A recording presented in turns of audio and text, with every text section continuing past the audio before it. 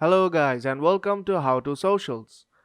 In this video I am going to show you how to download Steve the Dinosaur widget. So let's start. First open the App Store and search for Steve Widget Game app. This app is completely free, so download it right now. Now close the App Store. Now swipe right and go to the widgets window. Now long press on a free space. Then scroll down to the bottom and tap on Customize. This is how your window will look. Now tap on the plus icon beside the Steve app. Now tap Done on top right corner. And now you're ready to go. Now tap on the arrow and you can start playing.